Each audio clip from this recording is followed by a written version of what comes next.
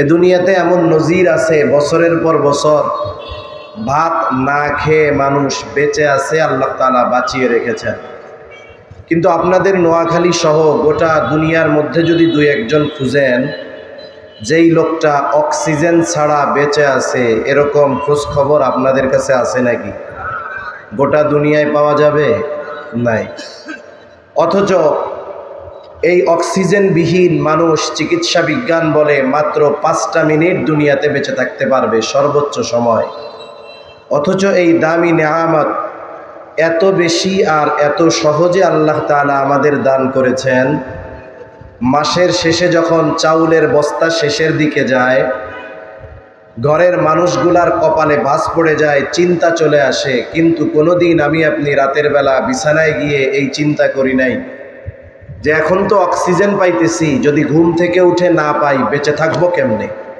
এই চিন্তা আমরা কখনো করছি? কেন করি নাই? করা লাগে নাই কেন? আমাদের বেঁচে থাকার এই অপরিহার্য দামি নেয়ামতটা অতি সহজে আমাদের দিয়েছেন কে? আল্লাহ তাআলা দিয়েছেন। যেমন এই যে বৃষ্টি হইতেছে না অনেক দিন, এই বৃষ্টিটাও আমাদের জন্য একটা নেয়ামত ছিল, আমরা পাইতেছি না।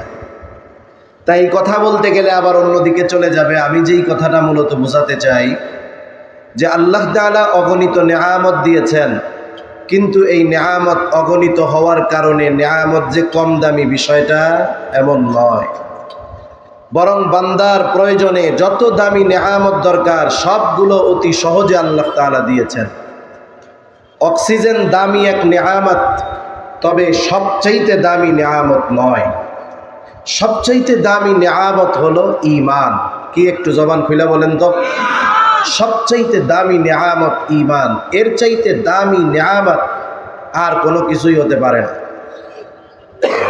আল্লাহ তাআলা সাথে সাথে আরো কিছু দামি নেয়ামত আমাদেরকে দান করেছেন। যেমন আল্লাহ প্রদত্ত দামি নেয়ামতগুলোর মধ্যে অন্যতম একটি দামি নেয়ামত হলো আল্লাহ তাআলা আমাদেরকে মুহাম্মাদুর রাসূলুল্লাহ সাল্লাল্লাহু আলাইহি ওয়াসাল্লামের উম্মত বানিয়েছেন। আল্লাহ রাসূল সাল্লাল্লাহু আলাইহি ওয়াসাল্লামের উম্মত হতে পারা এটা আল্লাহ তাআলার পক্ষ থেকে আমাদের উপরে বিশেষ অনুগ্রহ। আল্লাহ সুবহানাহু ওয়া তাআলা কোরআনুল কারীমের মধ্যে আমাদের জন্য আমাদের নবীকে বিশেষ অনুগ্রহ হিসাবে অভিহিত করেছেন। তিনি তো এমন এক নবী, যেই নবীকে শুধু আমরাই ভালোবাসি তা নয়, বরং ওই নবীও তার উম্মতকে সর্বোচ্চ ভালোবাসে। সুবহানাল্লাহ। এজন্য আল্লাহ তাআলা বিশেষ করে মুমিনদের জন্য নবীকে বিশেষ অনুগ্রহ হিসাবে অভিহিত করেছেন। আল্লাহ তাআলা বলেন, লাকাদ মান্নাল্লাহু আলাল মুমিনিনা ইয বা'আসা ফীহিম রাসূলাম মিন আনফুসিহিম। আল্লাহ রাব্বুল আলামিন বলেন, মুমিনদের উপর আল্লাহ তাআলার বিশেষ অনুগ্রহ যে ইয বা'আসা ফীহিম রাসূলাম মিন আনফুসিহিম, যে তিনি তাদের মধ্য থেকে তাদের জন্য একজন রাসূল প্রেরণ করেছেন। আল্লাহ তাআলা যদিও মুমিনদের জন্য নবীকে বিশেষ অনুগ্রহ হিসাবে অভিহিত করেছেন, তথাপি নবীজির কারণে উপকৃত শুধু মুমিনরা হয়েছে বা হবে বা হয় এমনটা নয়, বরং নবীজির কারণে গোটা পৃথিবীর সব মাখলুক কাফেররা সহ সকলেই নবীজির কারণে উপকৃত হয়েছে, হচ্ছে এবং কিয়ামত পর্যন্ত হতে থাকবে। নবীজির উপস্থিতিতে যেমন কাফেররা নবীজির কারণে কঠিন শাস্তি থেকে বেঁচে গিয়েছে, বর্তমানেও বাঁচতেছে, কিয়ামত পর্যন্ত নবীজির কারণেই তারা কঠিন শাস্তি থেকে বেঁচে থাকবে। হাদিস থেকে শোনাই আপনাদের, আবু জেহেল একদিন নবীজির সামনে এসে নবীজিকে শোনায়া শোনায়া আল্লাহ তাআলার কাছে দোয়া করে। আবু জেহেল আল্লাহ তাআলাকে বলে, আল্লাহ, সত্যই যদি আপনি মুহাম্মাদের উপরে কোরআন নাজিল করে থাকেন, তাহলে আমাদের উপরে কঠিন শাস্তি বর্ষণ করেন, পাথর বর্ষণ করেন, অথবা যন্ত্রণাদায়ক শাস্তি দেন। নবীজিকে শোনায়া শোনায়া আবু জেহেল আল্লাহ তাআলার কাছে দোয়া করে। প্রথম প্রশ্ন হলো, আবু জেহেল কি আল্লাহ তাআলাকে বিশ্বাস করতো নাকি? বলে হ্যাঁ করতো। আবু জেহেল যে আল্লাহ তাআলাকে বিশ্বাস করতো এ কথা আমার নয়, স্বয়ং আল্লাহ রাব্বুল আলামিন কোরআনুল কারীমের মধ্যে বলেন, ওয়ালাইন সাআলতাহুম মান খালাকাস সামাওয়াতি ওয়াল আরদ। আল্লাহ তাআলা বলেন, আপনি যদি তাদের কাছে জানতে চান, জিজ্ঞাসা করেন, মান খালাকাস সামাওয়াতি ওয়াল আরদ, আসমান এবং জমিনের স্রষ্টাকে আপনি যদি তাদেরকে জিজ্ঞাসা করেন, আপনার প্রশ্নের জবাবে এই মক্কার মুশরিকেরা কি বলবে? আল্লাহ তাআলা নিজেই জবাব দিয়ে বলেন, লা ইয়াকুলুন্নাল্লাহ। দুইটা তাকিদ যোগ করে আল্লাহ তাআলা বলেন, আপনার এই প্রশ্নের জবাবে অবশ্যই অবশ্যই ওরা বলবে আসমান জমিনের স্রষ্টা হলেন আল্লাহ। আপনি যদি মক্কার মুশরিকদেরকে জিজ্ঞাসা করেন, ওয়ালা ইন সাআলতাহুম মান নাযালা মিনাস সামাই মা,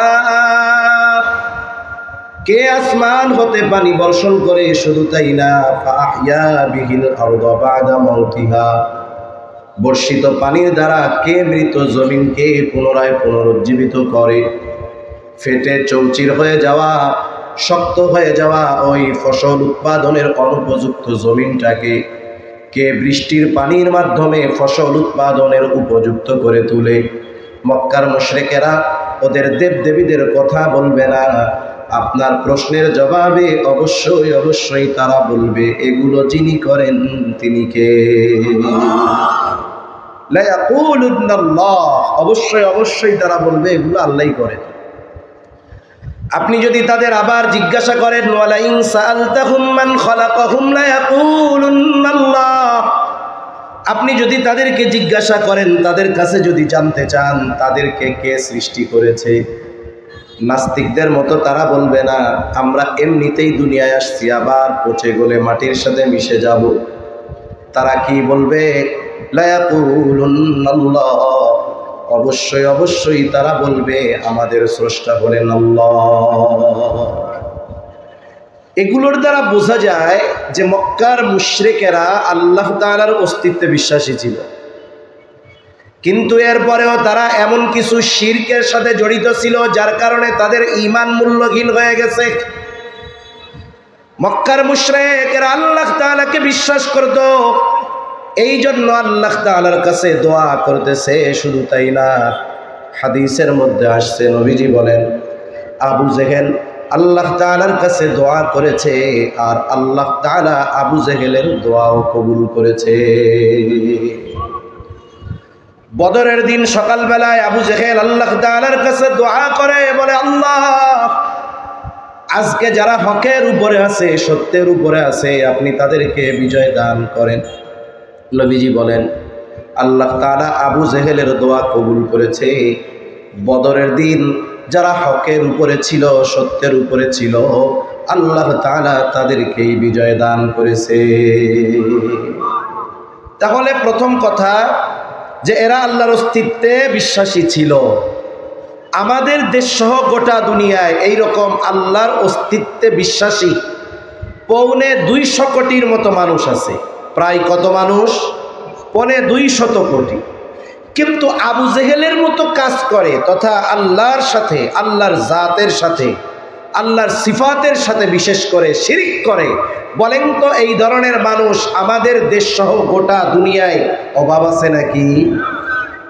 ওদের অবস্থা যেমন হোক, পরিচয় যেমন হোক, ওরা এমন কিছু শিরকের সাথে জড়িয়ে গেছে, এমন কিছু কর্ম তারা করতেছে যার কারণে আল্লাহকে যে বিশ্বাস করে এই বিশ্বাস একেবারে মূল্যহীন হয়ে যাচ্ছে। 2 নম্বর কথা, আবু জেহেল নবীজিকে শোনায় শোনায় কেন এই দোয়া করে? ওর যদি পাথর বর্ষণের আযাব নিতে মন চায়, যন্ত্রণাদায়ক শাস্তি যদি আল্লাহর কাছে চায়, গোপনে গোপনে চাইবে। নবীজিকে শোনায় আল্লাহ তাআলার কাছে চাওয়ার কি দরকার?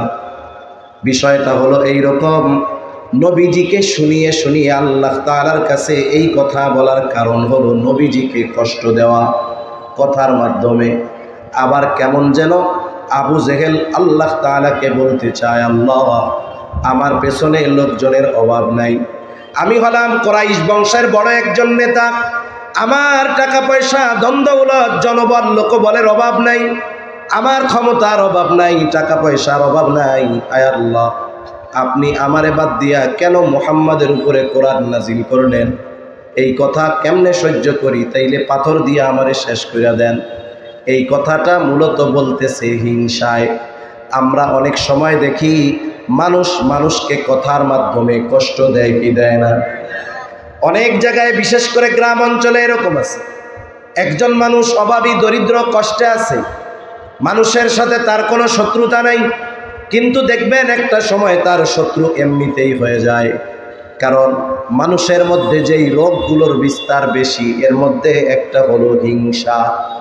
হিংসার কারণে অনেক সময় একজন আর একজনের ভালাই দেখতে পারে না, অটোমেটিক তার প্রতি একটা বিদ্বেষমূলক মনোভাব চলে আসে। গ্রামে হয়, মনে করেন একজন টাকা পয়সার মালিক না, গরিব মানুষ, দরিদ্র অসহায় লোকটা অনেক কষ্ট করে তার ছেলেকে লেখাপড়া শিখিয়েছে। ছেলে জাগতিক লাইনে হোক অন্য লাইনে হোক বড় ব্যবসায়ী, টাকা পয়সাওয়ালা হয়েছে, আলহামদুলিল্লাহ, টাকা পয়সার অভাব। মানুষজন বলা বলি করে যে দেখছ অমুক চাচার ছেলে একটা সময় 2 বেলা খাইতেও পাইতো না, এখন অনেক টাকা পয়সার মালিক, আল্লাহ তাআলা ওদের দিকে ফিরায়া তাকাইছে, এখন বড় অফিসার, নোয়াখালীতে কয়েকটা দোকান আছে, বাড়ি আছে, মাশাআল্লাহ, আলহামদুলিল্লাহ। এই যে একটা মানুষের উন্নতি সবার কিন্তু ভালো লাগবে না। পাশের থেকে আর একজন বলবে তোমরা কার কথা বলো? বলে অমুকের বুলা অমুক এইরকম উন্নতি অগ্রগতি হয়েছে। এখন ওই লোকটার তার উন্নতি শুনে আর ভাল লাগে না, তখন কি বলে, আয় আল্লাহ, অমুকের বুলা এত টাকার মালিক, এই খবর শোনার আগে আমি মরলাম না কেন? এরকম বলার লোক তো আলহামদুলিল্লাহ কমপক্ষে নোয়াখালী নেয় আছে, যে আমি মরলাম না কেন, কি খবর শুনলাম? বলেন তো ওই টাইমে যদি আজরাইল এসে বলে আপনার তো মরতে মন চায়, তাইলে আমার লগে চলে, কি বলবে? যে আসলে মরতে চাই না, এটা হলো এমনি এমনি গেছি, ঠিক কিনা? আসলে আবু জেহেল চায় না তার উপরে পাথর বর্ষণ হোক অথবা যন্ত্রণাদায়ক শাস্তি হোক, কিন্তু কেন বলল? বলে নবীজিকে শোনায় বলছে কথার দ্বারা কষ্ট দেওয়ার জন্য। স্বাভাবিক, নবীজিও তার আচরণে কষ্ট পেয়েছেন। মনে করেন আপনার একজন বন্ধু আছে, খুব খাতিরওয়ালা বন্ধু, আপনার জানে জিগার বন্ধু, একেবারে আপনার কাছের বন্ধু, আপনি মুআদ্দাব ভদ্র মানুষ, শরীফ মানুষ, আপনি এক জায়গায় গিয়েছেন, আর একটা দুষ্টু লোক আপনাকে উদ্দেশ্য করে কিছু কথা বলতেছে, আপনি তো ভদ্র মানুষ, এই জন্য কিছু বলেন না, চোখটা নিচের দিকে দিয়া, চোখ দিয়ে আপনার পানি পড়তেছে তার কথার আঘাতের কারণে, কিন্তু আপনার বন্ধু পাশে আছে, তার পাওয়ার আছে, ক্ষমতা আছে। বলেন তো কোনো মানুষ যদি আপনাকে কথার দ্বারা কষ্ট দেয়, আপনার ওই বন্ধু কি ওই কথাগুলো শুনে চুপ করে থাকবে নাকি? চুপ থাকবে না। আপনি জবাব না দিলেও আপনার পক্ষ থেকে সে কি দিয়ে দিবে? জবাব দিয়ে দিবে। রাসূল আকরাম সাল্লাল্লাহু আলাইহি ওয়াসাল্লামকে আবু জেহেল শোনায় শোনায় কথাগুলো বলতেছে, নবীজি কিছু বলেন না, আল্লাহ রাব্বুল আলামিন নিজেই আবু জেহেলের এই কথার জবাবগুলো পাঠায় দিয়েছেন। সুবহানাল্লাহ বলে। আল্লাহ তাআলাও কেমন যেন বলে, ও আবু জেহেল, তোমরা যেই কর্ম করো, তোমরা যেই কথা বলো, তোমরা ওই ধরনের শাস্তির উপযুক্ত। তবে এই ধরনের শাস্তির উপযুক্ত হওয়ার পরেও কেন আমি তোমাদের শাস্তি দেই না শুনে নাও।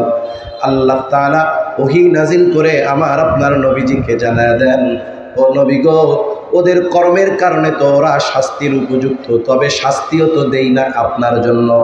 আল্লাহ তাআলা বলেন, ওয়ামা কানাল্লাহু লিউআযযিবাহুম ওয়া আনতা ফীহিম, আপনি যতক্ষণ তাদের মধ্যে আছেন আমি তাদেরকে ততক্ষণ শাস্তি দিব না। আপনি তাদের মধ্যে আছেন, আপনাকে আমি এই জন্য তাদেরকে আমি শাস্তি দিব না। এখন কেন? নবী আছে, ওদেরকে কেন শাস্তি দিবেন না? কিন্তু অতীতে তো আল্লাহ তাআলা অনেক সম্প্রদায়কে শাস্তি দিয়েছেন, দিয়েছেন কি দেন নাই? আল্লাহ তাআলা কেন নবী জমিনে আছেন আর ওদের শাস্তি দিবেন না কেন? পবিত্র কোরআনুল কারীমের সর্বাধিক পাঠিত যেই সূরা, সূরার নাম হলো সূরাতুল ফাতিহা। এমন একটা সূরা যেই সূরা প্রত্যেক নামাজের প্রতি রাকাতে লাগে, ইমামের পেছনে যখন পড়া হয়, ইমামের কেরাত, মুসল্লির কেরাত, নিজে যখন একাকী পড়া হয়, সূরা ফাতিহা পড়তে হয়। সূরা ফাতিহার শুরুতেই আমরা বলি আলহামদুলিল্লাহি রাব্বিল আলামিন। সকল প্রশংসা আল্লাহর জন্য। আল্লাহকে বলে যিনি হলেন জগৎ সমূহের রব, প্রতিপালক। এক নম্বরে আল্লাহ তাআলা জানিয়ে দিলেন জগৎ একটা নয়, শুধু এই পৃথিবী একটা জগৎ নয়, আরো অগণিত জগৎ যিনি সৃষ্টি করলেন তিনি কে? এই পৃথিবীর মহাকাশ নিয়ে যারা গবেষণা করে, যতগুলো সংস্থা আছে, সব সংস্থাগুলোর মধ্যে সবচাইতে বেশি অগ্রসর হলো যেই সংস্থা, তার নাম হলো নাসা। আমাদের বাংলাদেশেও একটা সংস্থা আছে, মহাকাশ গবেষণা কেন্দ্র, যেটার নাম হলো স্পারসো। নাম শুনছেন আপনারা? মহাকাশ গবেষণা কেন্দ্র আছে যে আমাদের দেশে, জানেন তো আপনারা? এটার নাম কি? স্পারসো। স্পারসো। নাসা কত অ্যাডভান্স, এর চাইতে আমাদের স্পারসো আরো বহুত অ্যাডভান্স। এটা আপনাদের হয়তো জানা নেই। কথায় আসলো তাই বলি, কেন অ্যাডভান্স হুজুর? নাসার মতো সংস্থার চাইতে আমাদের বাংলাদেশের এটা আরো বেশি অগ্রসর কেন? আপনারা কি মাঝে মধ্যে শুনেন যে অমক বিলিয়নার ট্রিলিয়নার সম্পদওয়ালা মঙ্গল গ্রহে জমি কিনবে? শুনছেন নি এরকম? শোনেন না? মহাকাশে জমি কিনবে, ওই জায়গায় বসতি স্থাপন হবে। মানুষ যদি বসতি স্থাপন করে, ওইখানে খাবার দাবারের দরকার আছে না নাই? চাষাবাদের দরকার আছে না নাই? মানুষ মহাকাশে গেল, চাষাবাদ করবে কারা? এই জন্য আমাদের মহাকাশ যেই গবেষণা কেন্দ্র স্পারসো, ওইটার মহাপরিচালক আমরা কোনো মহাকাশ গবেষককে দেই নাই, আমরা দিছি কারে? বলে উনি একজন কৃষিবিদ। কিবিদ? কৃষিবিদের কাজ কি? কাজ হইল জমিনে কেন পোকা ধরতেছে, ফসল কেন ভালো উৎপাদন হচ্ছে না, এগুলো নিয়ে গবেষণা করা, ঠিক কিনা বলেন? আমরা ওই মহাপরিচালক বানাইলাম একজন কৃষিবিদকে। কোন জায়গার? বলে মহাকাশ গবেষণার। কেন? কারণ হইল কি জানেননি? কারণ হইল মঙ্গল গ্রহে নাসা মানুষ পাঠাবে, কিন্তু চাষাবাদ করবে কারা? আমরা করব। এই জন্য আগের থেকে আমরা ওই জায়গায় একজন কৃষিবিদকে মহাপরিচালক বানায় রাখছি। এটা বড় হাস্যকর একটা বিষয়, বুঝেন নাই? একটা হলো যে যেই কাজের উপযুক্ত, আপনি যদি তাকে সেই জায়গায় না দেন, তাহলে ওই সংস্থা ধ্বংস হতে অল্প কিছুদিন লাগবে হয়তো, ঠিক কিনা বলে? এটা আমাদের একটা দুর্ভাগ্য যে যেইটার ব্যাপারে অভিজ্ঞ ছিল তাকে সেইখানে না দিয়ে আর একজনকে দেওয়ার মাধ্যমে ওইখানের উন্নতি অগ্রগতি তো বহুদূর, আরো এটা ধ্বংস হওয়ার উপক্রম হবে, ঠিক কিনা বলে? মহাকাশ গবেষণা কেন্দ্র নাসা মাঝে মধ্যে আমাদেরকে শোনায় এত হাজার আলোকবর্ষ মাইল দূরে নতুন একটা গ্রহের জগতের সন্ধান পাওয়া গেছে। দুনিয়াব্যাপী তোলপাড় সৃষ্টি হয়ে যায়। নাসার এই খবর শুনে আমরা আনন্দিত হই, পুলকিত হই, কিন্তু আল্লাহ তাআলা ১৫০০ বছর আগে ওই মরুভূমির মধ্যে একজন মহামানবের কাছে জানায় দিয়েছেন যে তিনি শুধু এই পৃথিবী নামক একটা জগৎ সৃষ্টি করেন নাই, বরং অগণিত জগৎ তিনি সৃষ্টি করে রেখেছে। এই যত জগৎ আছে সব জগতের রব, প্রতিপালক কে? একটু জবান খুলে করুন। ওই রব আল্লাহ আমার আপনার নবীর ব্যাপারে বলতেছেন, ওয়ামা আরসালনাকা ইল্লা রাহমাতাল লিল আলামিন। রব্বুল আলামিন আমার আপনার নবীর ব্যাপারে বলেন, আমি আপনাকে জগৎ সমূহের জন্য রহমত হিসাবে প্রেরণ করেছি। সুবহানাল্লাহ। তাহলে আল্লাহ হলেন রব্বুল আলামিন আর মুহাম্মাদুর রাসূলুল্লাহ হলেন রাহমাতুল লিল আলামিন। গোটা সৃষ্টি জগতে একটা ইঞ্চি জায়গা পাওয়া যাবে না যেই জায়গার রব আল্লাহ তাআলা নয়। এরকম একটা ইঞ্চি জায়গা আসেনি? নাই। ওই রকম গোটা সৃষ্টি জগতে একটা ইঞ্চি জায়গা নাই যেই জায়গার রহমত আমার আপনার নবীজি নন। আমার আপনার নবীজি রাহমাতুল লিল আলামিন। ওই রাহমাতুল লিল আলামিন যেই জমিনের উপরে আছে, ওই জমিনের উপরে আল্লাহ তাআলা আযাব কেমনে দিবে? সুবহানাল্লাহ। আপনাদের জানা থাকার কথা স্বাভাবিক বিষয়, আল্লাহ তাআলা যখন অতীতের কোন উম্মতের অবাধ্যতার কারণে আল্লাহ তাআলা আযাব দিয়েছে, গজব দিয়েছে, আল্লাহ তাআলা গজব আযাব দেওয়ার আগে ওই এলাকার যেই নবী তাকে আগে নিরাপদে সরায় নিছে। আল্লাহ তাআলা এরপরে পাপীদের উপরে গজব দিয়েছে। কিন্তু আল্লাহ তাআলা যদি আবু জেহেল বা সাহেবার উপরে ওই ধরনের গজব দিতে চাইতেন, নবীকে কোথায় সরায়া দিবেন?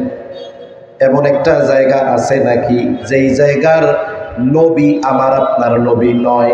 আছে?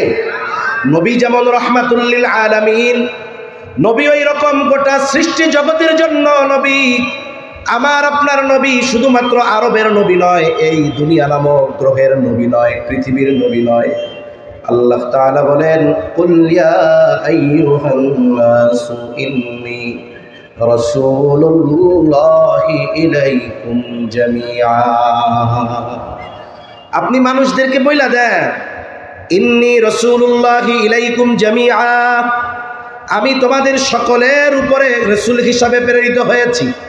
এই জন্য আমার আপনার নবীজি যেই জায়গার রহমত, আমার আপনার নবীজির নবুয়তিকেও আল্লাহ তাআলা সেই জায়গায় পৌঁছায়া দিয়েছেন।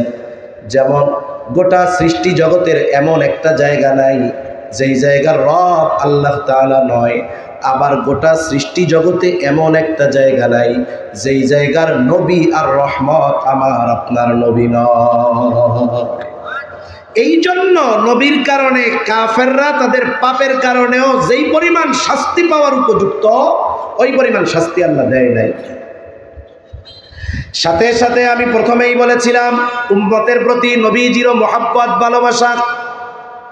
আমাদের প্রতি নবীজির কেমন মহব্বত, কেমন ভালোবাসা। রাসূল আকরাম সাল্লাল্লাহু আলাইহি ওয়াসাল্লাম একদিন সাহাবা একরাম সাথে বসা, নবীজি হঠাৎ করে কোরআনুল কারীম থেকে তিলাওয়াত করলেন। আন্নান নবী সাল্লাল্লাহু আলাইহি ওয়াসাল্লাম তালা মা কাওলাল্লাহি আযজা ওয়া জাল্লা ফি ইব্রাহিম আলাইহিস সালাম। আল্লাহ তাআলা ইব্রাহিম আলাইহিস সালামের ব্যাপারে যা নাজিল করেছেন, রাসূলুল্লাহ সাল্লাল্লাহু আলাইহি ওয়াসাল্লাম কোরআন থেকে সেটা তিলাওয়াত করলেন।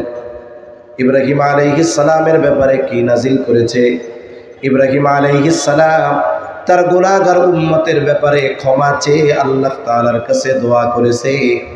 আল্লাহ তাআলা কোরআনুল কারীমের সূরা ইব্রাহিমের 13তম পারায় 19 নম্বর পৃষ্ঠার মধ্যে আল্লাহ তাআলা বলেন, রব্বি ইন্নাহুন্না আযলালনা কাসীরাম মিনান নাস ফামান তাবিআনি ফাইন্নাহু মিন্নী ওয়ামান আসানি ফাইন্নাকা গফুরুর রহিম।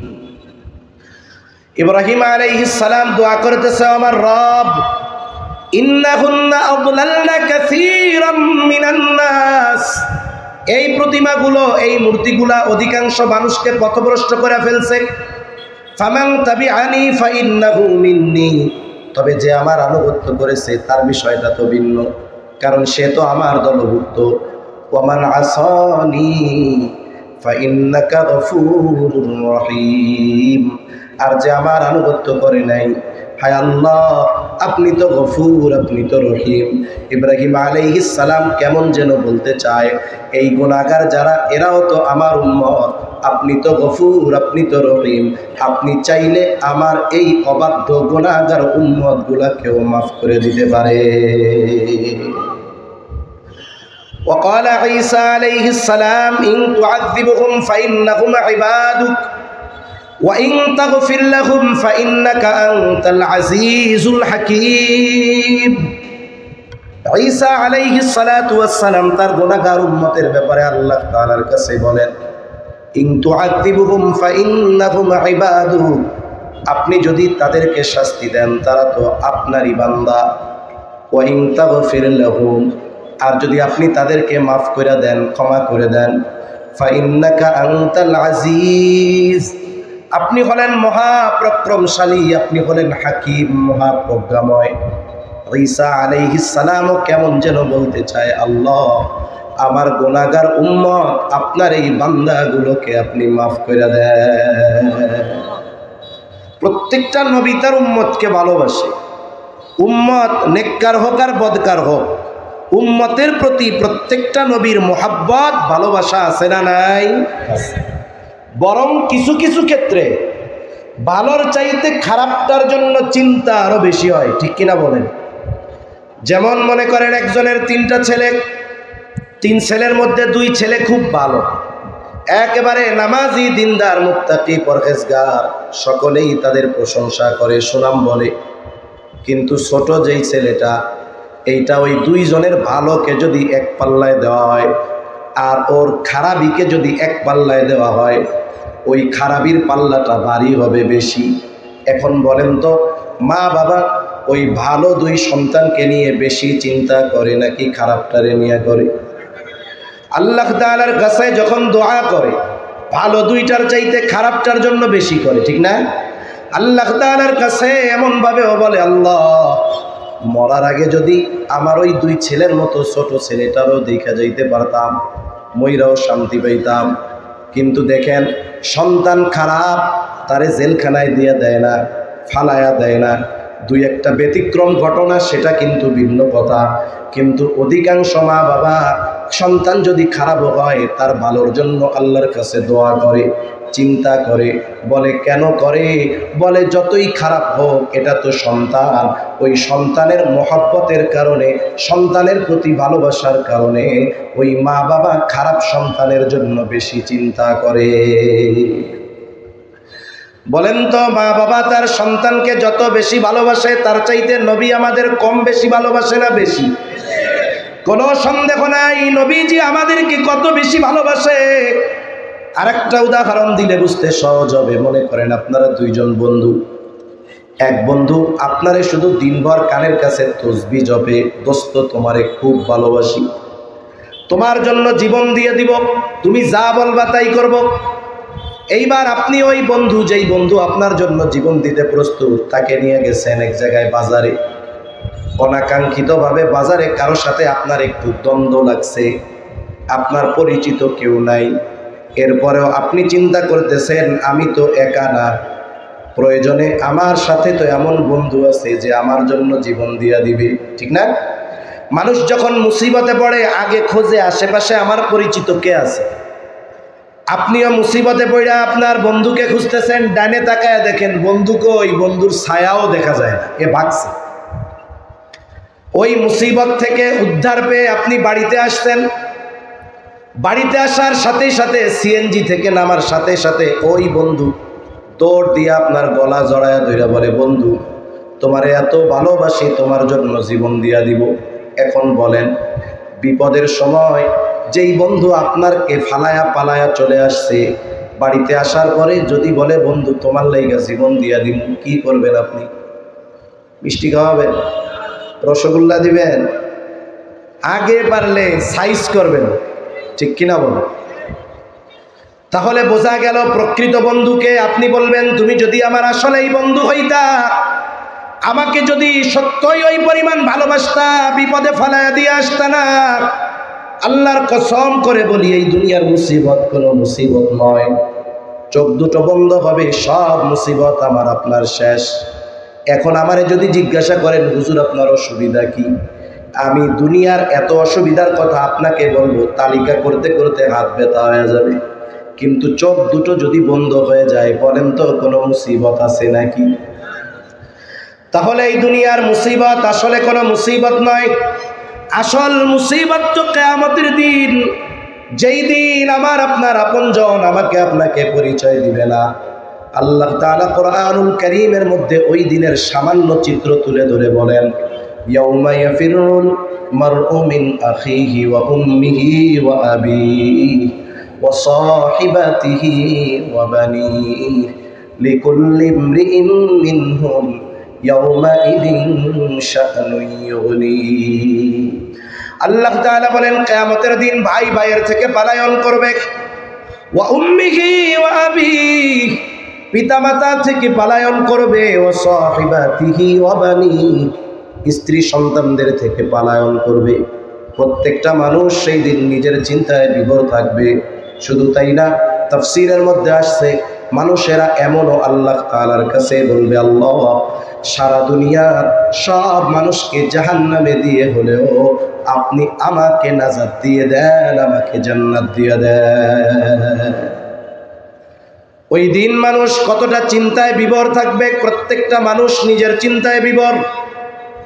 ওই দিন আমার আপনার নবীজিও চিন্তিত থাকবে, তবে নবীজি নিজের চিন্তায় চিন্তিত থাকবেন না, তিনি চিন্তিত থাকবেন উম্মতের নাজাতের চিন্তায়। মা বাবা সন্তানকে চিনবে না, নিজের চিন্তায় বিভোর থাকবে।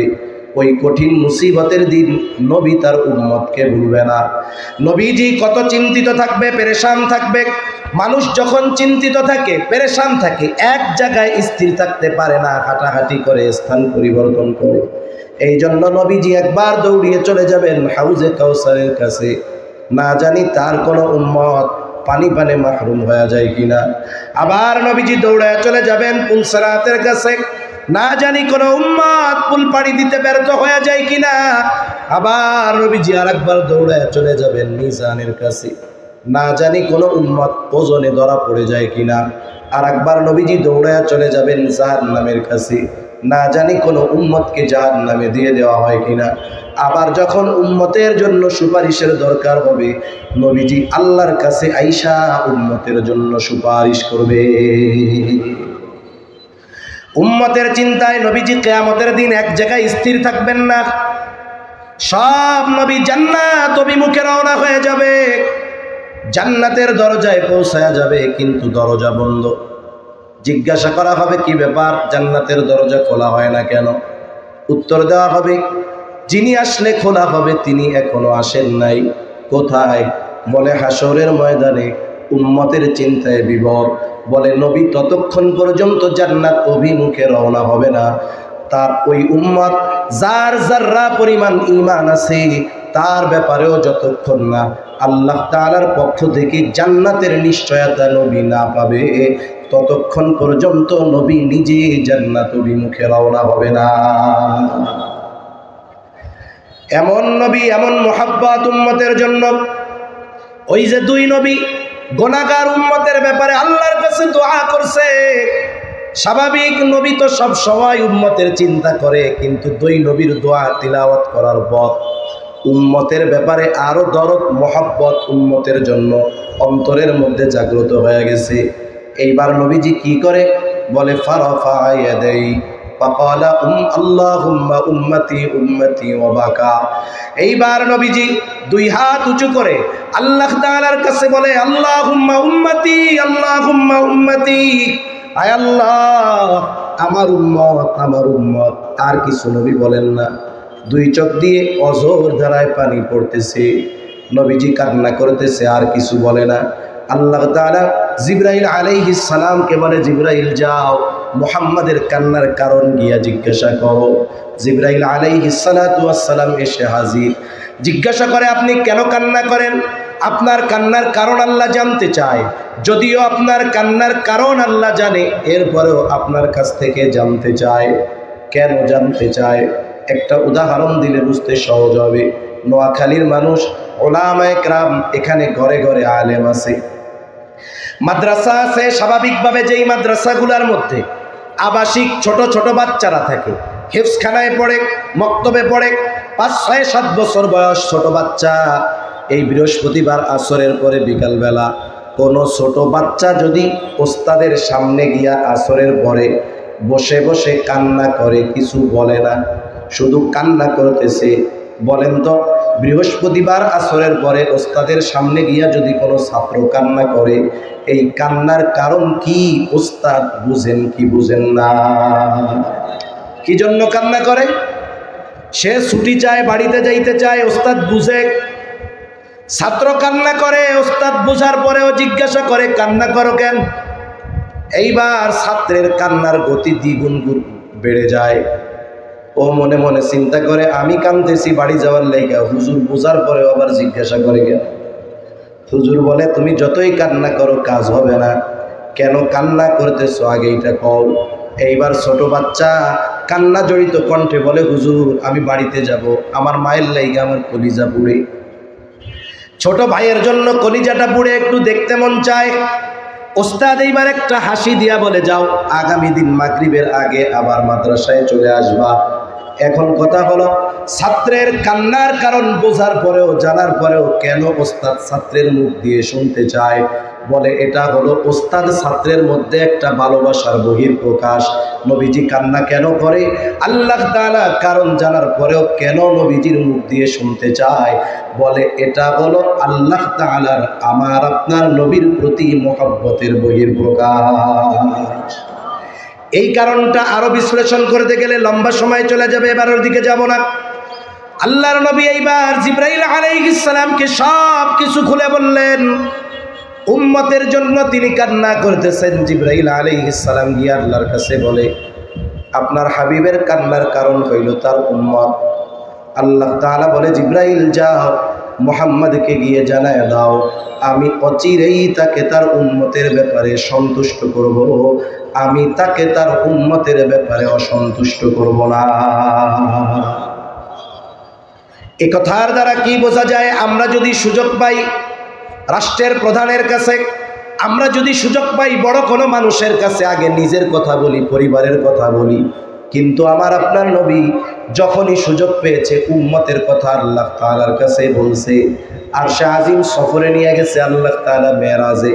আল্লাহর নবী ওইখানে গিয়াও অন্যদের কথা না বইলা উম্মতের কথা বেশি করে বলছে। এই জন্য নবীর যে উম্মতের প্রতি ভালোবাসা, দরদ মায়া কত বেশি, হাদিস বললে অনেকগুলা বলা যাবে, কিন্তু কিছু কিছু বিষয় আছে একজন বলার দ্বারা এটা লক্ষ মানুষের চাইতেও বেশি গ্রহণযোগ্য হয়। ঠিক কিনা বলেন? নবী যে আমাদের ভালোবাসেন, কত ভালোবাসেন, এই ভালোবাসার খবর কথা যিনি আমাদের জানায় দিয়েছেন তিনি কে? আল্লাহ তাআলা জানায় দিছে কত ভালোবাসেন নবীজি আমাদের।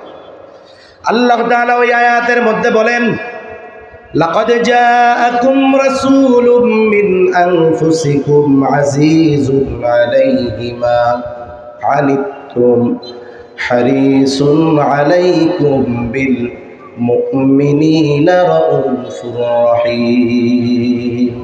এখানে আল্লাহ তাআলা উম্মতের ব্যাপারে নবীজি কেমন এই বিষয়ে চারটি বিষয় বলেছেন। এক নম্বর বিষয় হলো, যে ব্যক্তি নবীজির পরে দুনিয়ায় আসছে কিন্তু ঈমান আনে নাই, সেও কিন্তু নবীজির উম্মত। উম্মত হিসাবে সকলের প্রতি নবীজির দরদ আছে, মহব্বত আছে, ভালোবাসা আছে।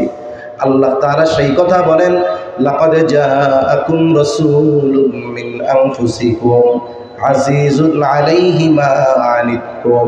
আল্লাহ তাআলা বলেন, তোমাদের মধ্য থেকে তোমাদের জন্য এমন একজন রাসূলের আগমন হয়েছে। কেমন তিনি? বলে আজিজুন আলাইহি মা আনিতুম, তোমাদের জন্য যেটা কষ্টের সেটা তাকেও কষ্ট দেয়। তার মানে উম্মত যেটাতে কষ্ট পায় নবীজিও সেই জিনিসের কারণে কষ্ট পায়। আজিজ সমব্যথী বলা যায়, সমব্যথী। আমার ব্যথায় আরেকজন কষ্ট পায়, তারে কি বলবো? আমার আজিজ। আমার কষ্টে সে কষ্ট পাইতেছে। এখন কথা হইল, কষ্ট আমি পাই, তা আমার কষ্ট নবীজি অনুভব করে কেন? একটা উদাহরণ দিই, বুঝতে চাইলে সহজ হবে।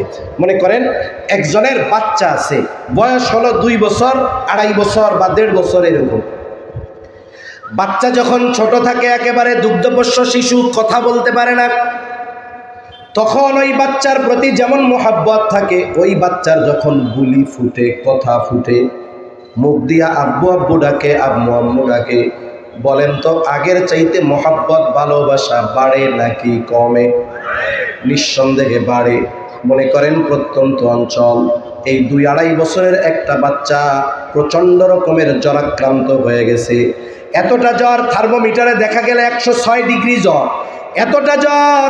আবার প্রত্যন্ত অঞ্চল, ডাক্তারের কাছে নিয়ে যাওয়াও সম্ভব নয়, নিয়ে যাওয়ারও কোনো ব্যবস্থা নেই, ওষুধপত্রও ঘরে নেই। গভীর রাত, ওই ছোট সন্তান জ্বরের যন্ত্রণায় কাতরায়, কষ্টের আওয়াজ তার মুখ দিয়ে বের হচ্ছে, কেমন যেন চোখ দুটো ফেটে বের হয়ে যাচ্ছে, গাটা কেমন যেন আগুনে পুড়ে যাচ্ছে। বাচ্চা কষ্টের যন্ত্রণায় আহ আহ শব্দ তার জবান দিয়ে বের হচ্ছে। ওই অসুস্থ জ্বরাক্রান্ত বাচ্চার পাশে বসা তার মা বাবা। কিছু অনুভূতি আছে যেগুলো ওয়াজ করে বোঝানো যায় না। এটা বাস্তবে হৃদয় দিয়ে অনুধাবন করতে হয়, বাস্তবতা সেটাকে শিখিয়ে দেয়। যাদের সন্তান আছে তারা বুঝবেন। বলেন তো, জ্বরের কারণে ওই ছোট বাচ্চা যতটা কষ্ট পাবে, ওই বাচ্চার পাশে বসে থাকা তার মা বাবা তার চাইতে কষ্ট বেশি পায় না কম পায়? তারা তো জ্বরাক্রান্ত নয়, তারা কষ্ট পায় কেন? বলে এই কষ্ট মোহাব্বতের কারণে, ভালোবাসার কারণে। মা বাবা সন্তানকে ভালোবাসার কারণে, সন্তানের কারণে সে কষ্ট পায়, অনুভব হয় কষ্টটা। এখন বলেন তো, মা বাবা সন্তানকে যত ভালোবাসে, নবী তার উম্মতকে তার চাইতে বেশি ভালোবাসে নাকি কম ভালোবাসে? এই জন্য ভালোবাসার কারণে উম্মতের কষ্টে নবী কষ্ট পায়। আল্লাহ তাআলা সেই কথাই বলেন, আজিজুন আলাইহি মা আনিতুম। 2 নম্বরে বলেন হারিসুন আলাইকুম, তিনি তোমাদের ব্যাপারে সর্বোচ্চ কল্যাণকামী। নবী প্রত্যেকটা উম্মতের ব্যাপারে কল্যাণকামী। এক হাদিসের মধ্যে আসছে, নবীজি বলেন আল্লাহ তাআলা প্রত্যেকটা নবীকে তার উম্মতের ব্যাপারে বিশেষ একটা দোয়া করার অনুমতি দিয়েছেন এবং এই দোয়া কবুলের প্রতিশ্রুতি আল্লাহ তাআলা দিয়েছেন। নবীজি বলেন সব নবী দুনিয়ায় তার উম্মতের ব্যাপারে এই দোয়াটা করে ফেলছে, আমি এই দোয়াটাকে সংরক্ষণ করে রেখেছি। কেন? বলে কিয়ামতের দিন এই দোয়াটা আমি আমার উম্মতের জন্য আল্লাহ তাআলার কাছে সুপারিশ হিসাবে করব। কারণ ওই দোয়া দুনিয়াতে করলে যত কল্যাণ হবে, তার চাইতে ওই সময় করলে বেশি কল্যাণ হবে। এই 2টা বিষয় সকলের জন্য, তবে তিনি তো মুমিনদের জন্য বিশেষ অনুগ্রহ। কারণ আল্লাহ তাআলা বলেছেন লাকাদ মান্নাল্লাহু আলাল মুমিনিন, তিনি হলেন মুমিনদের জন্য আল্লাহ তাআলার পক্ষ থেকে বিশেষ অনুগ্রহ। এই জন্য নবীর উম্মতের প্রতি মুমিন যারা, তাদের প্রতি ভালোবাসাও স্পেশাল। কতটা স্পেশাল? আল্লাহ তাআলা বলেন বিল মুমিনিনা রাউফুর রহিম। রাউফুর রহিম, বলেন তো এটা কার গুণবাচক নাম? আরো জোরে কন্যা কার? দুনিয়াতে কোনো মানুষ বাস্তবিক অর্থে নাম আব্দুর রউফ আছে, আমরা আব্বাদ দিয়ে খালি রউফ কইতে পারি, কিন্তু বাস্তবে কিসের রউফ হওয়ার যোগ্যতা রাখে? দুনিয়ার কোনো মাখলুক রউফ হতে পারে না, দুনিয়ার কোনো মাখলুক রহিম হতে পারে না। এটা আল্লাহ তাআলার গুণবাচক নাম রাউফুর রহিম। আল্লাহ তাআলা বলেন রাউফুর রহিম, অতিশয় আল্লাহ তাআলা বলেন রাউফুর রহিম। এখন আমার আপনার নবী আমাকে আপনাকে কত ভালোবাসে, যারা ইমানদার উম্মত তাদের কত ভালোবাসে, আল্লাহ তাআলা এই কথাটা বোঝানোর জন্য তিনি আমার আপনার নবীজির শানে স্বয়ং নিজে রাউফুর রহিম শব্দটা ব্যবহার করেছে। আল্লাহ তাআলা বলতেছে, আমরা আল্লাহকে বলি আল্লাহ, আপনি হলেন রাউফুর রহিম। আর নবীজি বলতেছে, আল্লাহ বলতেছে যে এই নবী তার মুমিন উম্মতদের ব্যাপারে রাউফুর রহিম। সুবহানাল্লাহ, আল্লাহু আকবার। কতটুকু বুঝতে পারছেন আমি জানি না, আমি বুঝাইতে সক্ষম হয়েছি কিনা তাও জানি না।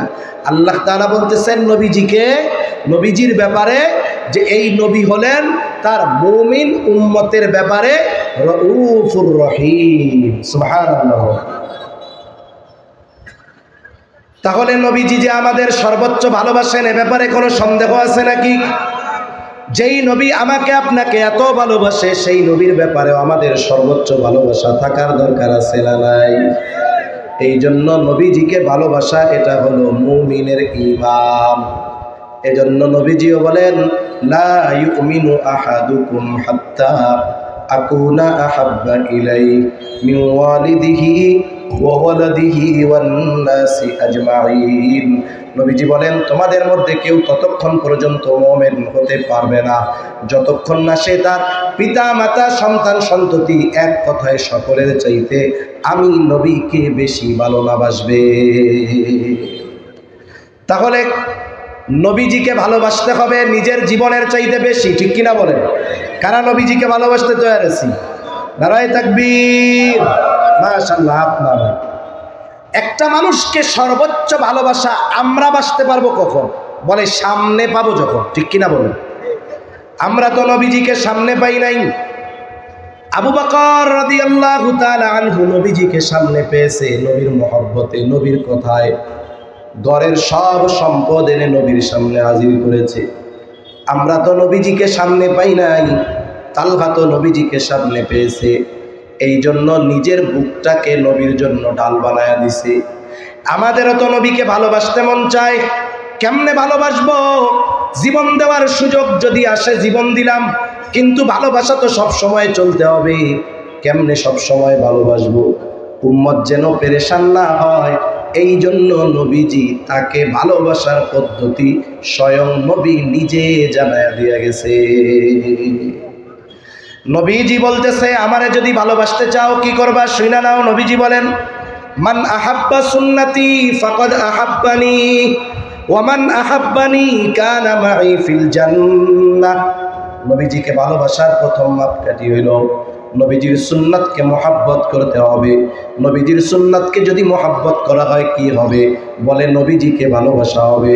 নবীজিকে ভালোবাসলে লাভ কি হবে? বলে নবীর সাথে জান্নাতে থাকা যাবে। দুনিয়ায় এই খবর যদি কেউ পায়, সে ভালো একজন মানুষের সাথে দেখা করার সুযোগ পাইছে, প্রধানমন্ত্রীর সাথে দেখা করার সুযোগ পাইছে, সে টাকা পয়সা শ্রম যেভাবেই হোক একটু দেখা করার, কথা বলার, পাশে বসার এই সুযোগ কি মিস করবে? বলেন, মিস করবে না। সে সর্বোচ্চ প্রচেষ্টা করবে নবীজির ওই ব্যক্তির পাশে বসার। আর সাহাবায়ে কেরামও নবীজির সাথে জান্নাতে থাকতে পারার খবরে সবচাইতে বেশি খুশি হয়েছে।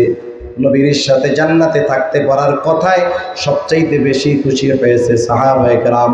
হযরত আনাস রাদিয়াল্লাহু তাআলা আনহু থেকে বর্ণিত, তিনি বলেন, একজন গ্রাম্য সাহাবী নবীজিকে এসে প্রশ্ন করতেছে, ইয়া রাসূলুল্লাহি মাতাস সাআহ, হে আল্লাহর রাসূল, কিয়ামত কখন হবে? লোকটার বলার ভাব হলো এইরকম যে সে কিয়ামতের জন্য প্রস্তুত, কিন্তু কিয়ামত আসতেছে না, লেট হইতেছে, এমন ভাব। নবীজি এই জন্য পাল্টা তাকে প্রশ্ন করলেন, মা আদাত্তা লাহা, কিয়ামতের জন্য তুমি কি পাথেয় সংগ্রহ করেছো?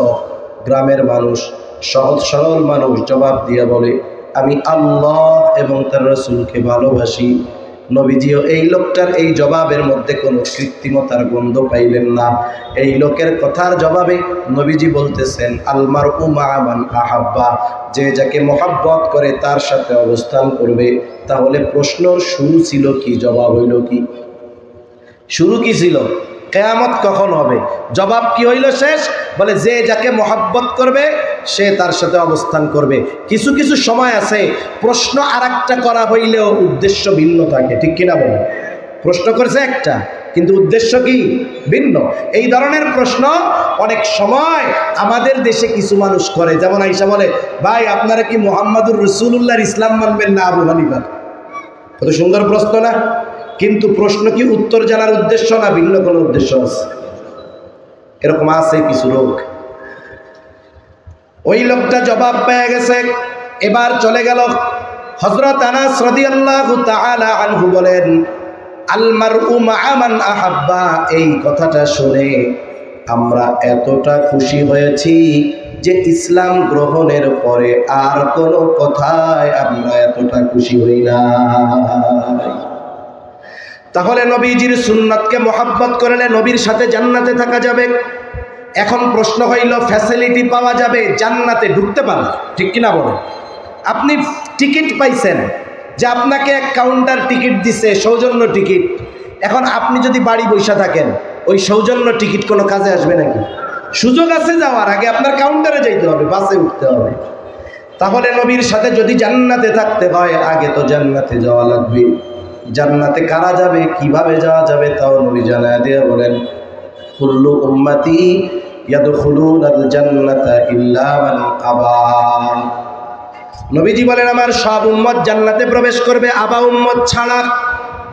জিজ্ঞাসা করা হলো, আবা উম্মত কারা?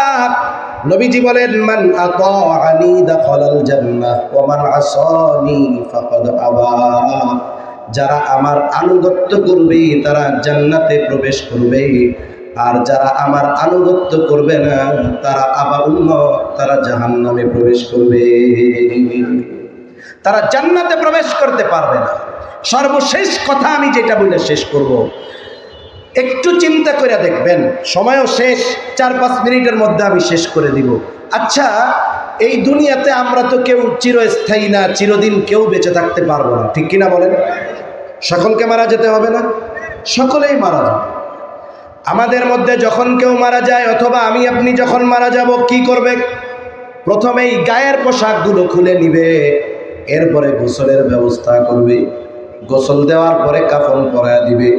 এইবার সুন্দর মতো খাটিয়ার উপরে লাশটাকে কাফন দ্বারা ভালো মতো মোড়ানো হবে। এরপরে জানাজার ময়দানে নিয়ে যাবে, জানাজা শেষ। এইবার খাটিয়াটা ধরে কবরস্থানে, যেখানে কবর দেওয়া হবে, কবরের পাশে নিয়ে যাওয়া হবে। এইবার দুইজন কবরের মধ্যে নামবে, উপর থেকে দুইজন বা তিনজন লাশটাকে নিচে ধরায়া দিবে কবরস্থ করার জন্য। বলেন তো, যখন কোনো মাইয়াতকে কবরস্থ করা হয়, এই সময় একটা দোয়া পড়া হয়, দোয়াটা জানা আছে তো আপনাদের? কি বলে বলেন তো? বিসমিল্লাহি ওয়া আলা মিল্লাতি রাসূলিল্লাহ। এই দোয়াটা আমরা মানুষের ব্যাপারে পড়ি, একদিন আমার আপনার ব্যাপারেও পড়বে। দোয়াটার সারমর্ম কি? বুজুর্গানে দ্বীনের ভাষায় বলি, ওনারা যেইভাবে বলতেছেন, এই দোয়াটার সারমর্ম হইল, কবরে রাখা হবে এক জগৎ থেকে নতুন এক জগৎ। বলেন তো, আপনি যদি এক দেশ থেকে আর এক দেশে যান, ভিসার দরকার আছে না নাই? ভিসা যদি জালিয়াতি করা হয় কি হবে? প্রথমে ওই দেশের জেলখানায় আটকাবে, এরপরে ব্ল্যাক লিস্টে বা রেড লিস্টে ফালাইয়া দিবে, জীবনে আর ওইখানে যাইতে পারবে, কারণ ওর ভিসাটা মিথ্যা। এই জগৎ থেকে নতুন আর এক জগতে আমাকে পাঠানো হবে, যেই জগতের নাম হলো আলমে বরজখ। এই দোয়াটা, এই কথাটা হলো ওই জগতের ভিসা। এই দোয়ার মধ্যে কি বলা হয়? বলা হয়, আল্লাহ আপনার নামে এমন এক ব্যক্তিকে এখন কবরস্থ করতেছি, যার গোটা জীবন সুন্নাতের উপরে চলছে। এই ব্যক্তি যখন ইন্তেকাল করেছে সুন্নাতের উপরে ছিল, একে যখন আমরা কবরস্থ করতেছি তখনও সে সুন্নাতের উপরে আছে। যদি বলেন, কথাটা এমনও হতে পারে, বিসমিল্লাহি ওয়া আলা মিল্লাতি রাসূলিল্লাহ, আই সুন্নতি রাসূলিল্লাহ, যে আল্লাহ আপনার নামে এই ব্যক্তিকে কবরস্থ করতেছি, যার গোটা হায়াত সুন্নাতের উপরে অতিবাহিত হয়েছে। আমার কাউকে কষ্ট দেওয়ার উদ্দেশ্য নয়, আমি কষ্ট পাইলে আগের থেকে হাত জোড় করে ক্ষমা চায়া নেই। মনে করেন এই দোয়াটা বলে এমন একজন ব্যক্তিকে কবরে রাখা হইল, যার সাথে রাসূলের সুন্নাতের, রাসূলের সিরাত, রাসূলের জীবন আদর্শের কোনো মিল খুঁজে পাওয়া যায় না। এমন একজনকে রাখা হইল যার মুখের মধ্যে দাড়ি নাই, সারাটা জীবন সুন্নাতের বিরোধিতা করেছে, সুন্নাতওয়ালাদের বিরোধিতা করেছে। যদি পরিচয়ে মুসলমান হয়, এই দোয়াটা তার ব্যাপারেও বলা হবে। এখন বলেন, আল্লাহ না করুন, এই দোয়াটা যার ব্যাপারে বলা হলো তার মধ্যে সুন্নাতের বালাই নাই, সুন্নাতের বিরোধিতা করেছে, সুন্নাতকে ভালোবাসে নাই, নিজেও অনুসরণ করে নাই। এখন বলেন তো, তার ব্যাপারে বিসমিল্লাহি ওয়া আলা মিল্লাতি রাসূলিল্লাহ সত্য হবে নাকি মিথ্যা হবে? তাহলে এক দেশে যদি মিথ্যা ভিসা দিয়ে ঢুকতে চায়, শাস্তি আছে না নাই? তাহলে আখিরাতের প্রথম ঘাঁটি কবর। এইখানে যদি আমার আপনার ব্যাপারে এমন দোয়া বলে, আর এই দোয়া যদি আমার আপনার ব্যাপারে মিথ্যা হয়, তাহলে আমার আপনার জন্য সাইজ আছে না না? এজন্য মৃত্যু কোন সময় আসে বলা যায় না। বলা যায়? বলা যায় না। জীবনটাকে রাসূলের আদর্শে, রাসূলের সিরাতে তথা সুন্নাতের আলোকে এমনভাবে সাজাবো, যেখানেই মৃত্যু হোক না কেন, আমাকে যখন কবরে রাখা হবে, আমার ব্যাপারে যখন বলা হবে বিসমিল্লাহি ওয়া আলা মিল্লাতি রাসূলিল্লাহ, এই দোয়াটা বললে আমার ব্যাপারে দোয়াটা যদি সত্য হয়, তাহলে আমি কামিয়াব। ঠিক কিনা বলেন? আল্লাহ তাআলা আমাদের সকলকে রাসূলের সুন্নাতের আলোকে, রাসূলের মুহাব্বতকে অনুধাবন করে, রাসূলের সিরাতের আলোকে এ জীবন আল্লাহ সাজানোর তৌফিক দান করেন। সকলে বলি আমিন। ওয়া আখিরু দাওয়ানা আলহামদুলিল্লাহি রাব্বিল আলামিন। আসসালামু আলাইকুম ওয়া রাহমাতুল্লাহি ওয়া বারাকাতুহু। আলহামদুলিল্লাহ।